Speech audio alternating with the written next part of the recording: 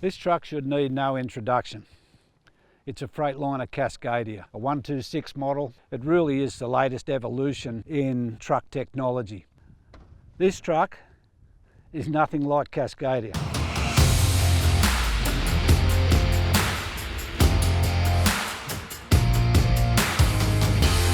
A fairly obvious statement. This is a 1982 Freightliner FLC 120. And it reflects that era. It was one of two brought into Australia for early evaluation of the brand. What they released instead was a truck called the FLC 112, and it went on to be a really, really good thing for Freightliner. Anyway, it's probably best we go for a drive in this, and you'll get some idea of what I'm talking about.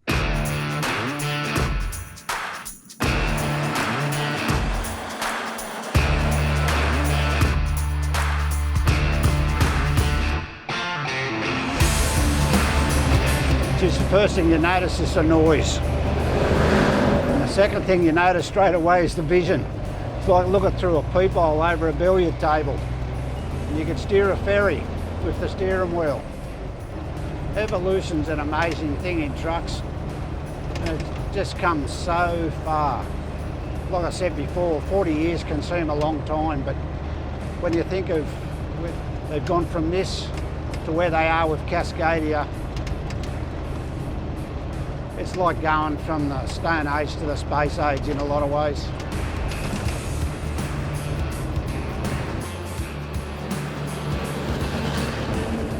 Oh, steering's all over the place, but I shouldn't be too harsh in assessing this thing anyway, because at the end of the day, this cab and chassis, according to Freightliner, has done about 3.5 million Ks.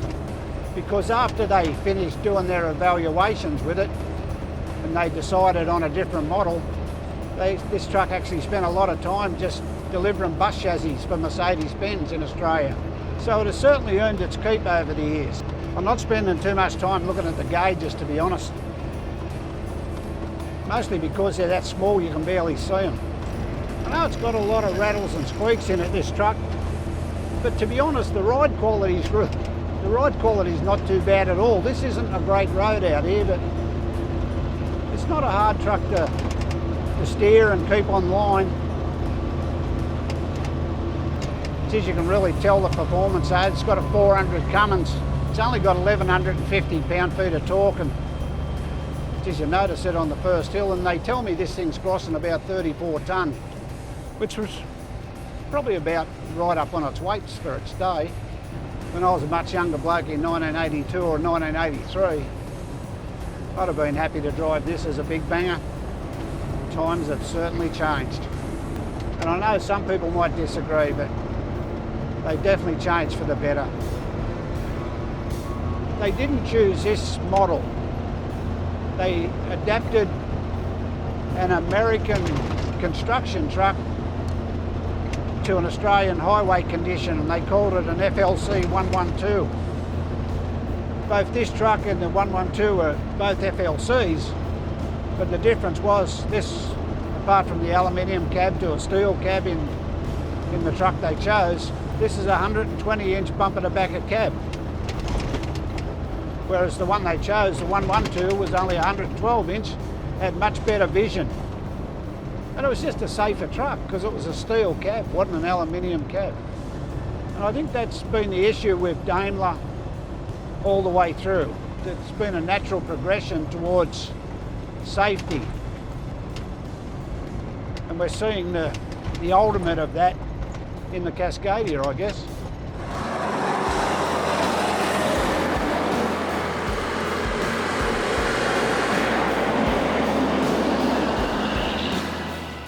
Well, that was a little trip down memory lane. To be honest, I'm glad it's not a long trip. It rattles, bumps and squeaks, but that's just age too. Look, I can't help but be impressed just how durable these old bangers were. They just kept going and going. And that's one thing that the modern breed has to do as well. They have to be as durable as the past. Generally, I think they do that. Trucks of today are far more, I don't know, they're far more attuned to what they need to produce. And when this truck was new, you could get a Cummins, you could get a Cat, you could get a Detroit. But in the modern breed, what you get is what they give you, a DD, Detroit diesel engine, and a Detroit diesel driveline.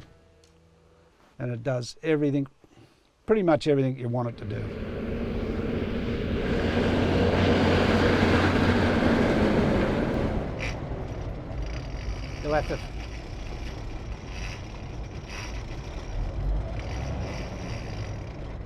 You'll have to forgive that one. That's probably enough in the old truck for now.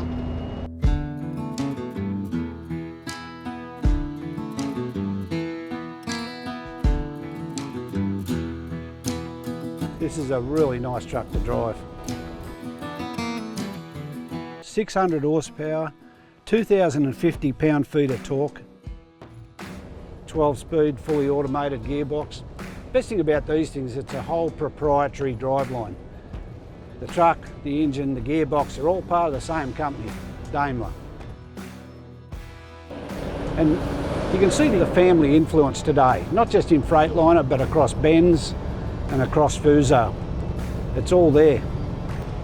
I think the easier a truck is to drive, the more relaxed the driver is. I don't know, people might disagree with all this, but I've been around long enough to see the old trucks and the evolution to the new trucks, and it just does not get much better than this.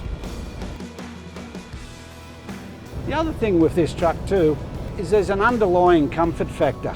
You know you're in a safe truck. Not saying that, you know, the driver doesn't have responsibility, he certainly does. And the truck doesn't take away that responsibility.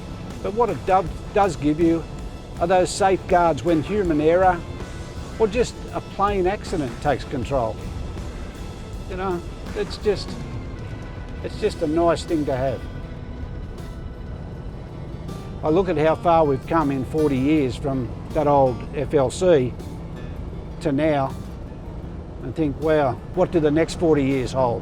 What will this truck be like in 40 years from now, when it has maybe 3.5 million Ks underneath it? That's a question none of us can answer, only time.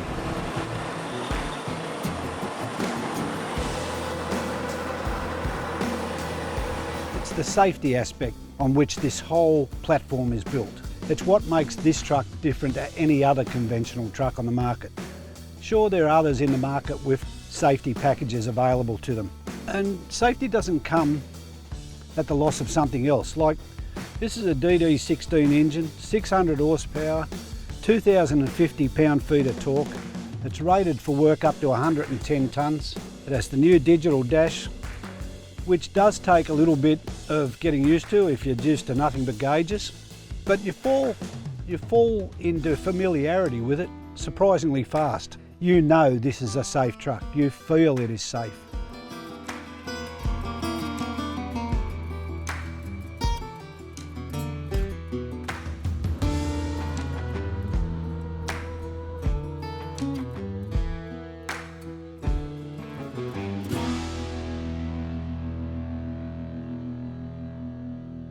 But I suppose the best way to finish or to conclude this exercise is to basically go into a little bit of a history lesson. There were people in Australia who were super keen to get Freightliner into this country because they could see the potential in it. And at this point I'll give a little bit of credit to a guy named Ian Bruce. He was the father of Freightliner in Australia, and he was the one who pushed to bring 2 of these FLC 120s into the country, but then made the very wise decision to not bring these in because they were a bit too flimsy for our market. And they instead came up with an FLC 112, and it was the foundation for Freightliner in Australia. And from there on, we've all just seen Freightliner's been part and parcel of the Australian environment ever since. But then we get to this truck. Safety was an important fact for Freightliner from day one. And I want to reiterate that this is the most safe conventional truck in Australia and probably the world. It's still the only conventional truck on the market that gives you a driver's airbag, and in fact you can now get a driver's side head airbag. Whilst it still has to prove its straps over time and a lot of toil, it carves a new line in the sand for all conventional truck makers. And it really does put the onus on the others, and I will name them, Kenworth, Mack and Western Star, to get to this level. I'm sure it will happen. And I honestly think it's so important for one simple reason: lives depend on it.